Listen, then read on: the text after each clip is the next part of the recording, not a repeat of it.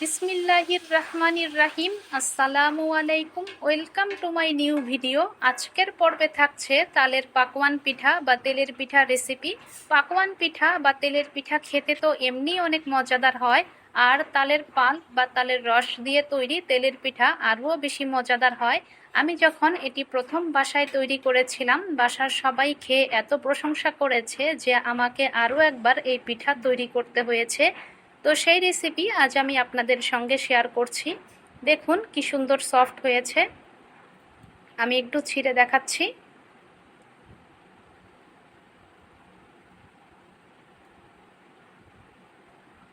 দেখেছেন পিঠার ভিতরের দিকে কি সুন্দর জালিদার হয়েছে, আর একটুও কাঁচা থেকে যায়নি।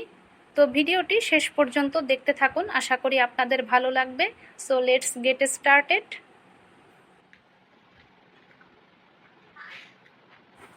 এখানে আমি দুটো তাল নিয়েছি। তাল কেনার সময় আপনারা চেষ্টা করবেন কালো তাল দেখে কেনার, কারণ কালো তাল একদম পাকা আর অনেক মিষ্টি হয়, আর এই কালো তালগুলো পিঠা তৈরির জন্য একদম পারফেক্ট।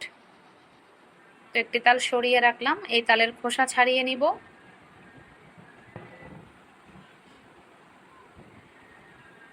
আর তাল যত পাকা হবে তালের খোসা ছাড়াতে তত সুবিধা হবে। দেখেছেন কি সুন্দর তাড়াতাড়ি খোসা ছেড়ে যাচ্ছে।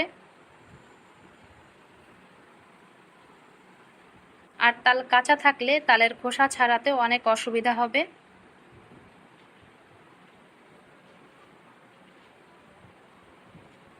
তালের খোসা ছাড়িয়ে নেওয়ার পর এবার আটিগুলো আলাদা করে নিলাম।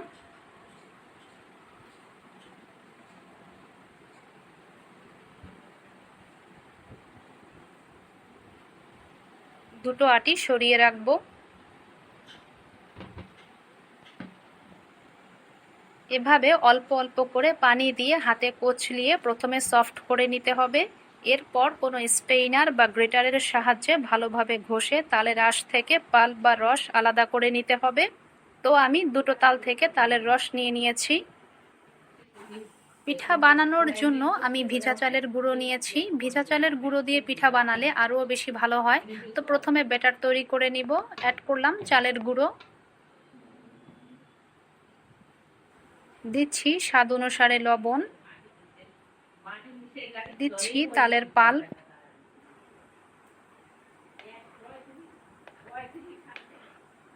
এরপর দিচ্ছি চিনি।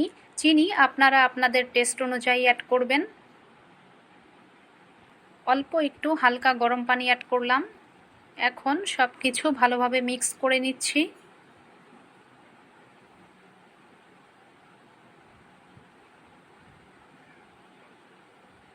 এবার 10 মিনিট ভালোভাবে ফেটিয়ে নিতে হবে।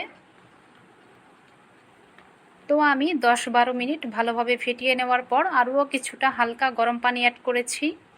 দেখুন এর কনসিস্টেন্সি ঠিক এরকম হবে। ব্যাটার এরকম করে চামচে উঠিয়ে ফেলছি, সঙ্গে সঙ্গে মিশছে না, 1-2 সেকেন্ড পর মিশছে। পিঠা বানানোর জন্য তেল খুব ভালোভাবে গরম করে নিতে হবে। আমি মিডিয়াম হিটে পিঠাগুলো ভেজে নিব। পিঠা যখন কিছুটা ফুলে উঠবে তখন সাইড থেকে এভাবে তেল উঠিয়ে দিতে হবে। তো এবার সাইড চেঞ্জ করে দিলাম, আর এই সাইড 1 থেকে 1.5 মিনিট ভেজে নিব। তো এটি হয়ে গিয়েছে। মাশাআল্লাহ, কত সুন্দর হয়েছে। এখন তো প্রচুর পরিমাণে তাল পাওয়া যাচ্ছে, আর আজকের ওয়েদারটাও বেশ ভালো, বাহিরে বৃষ্টি হচ্ছে, আর এই ওয়েদারে পিঠা বানাতেও বেশ ভালো লাগছে।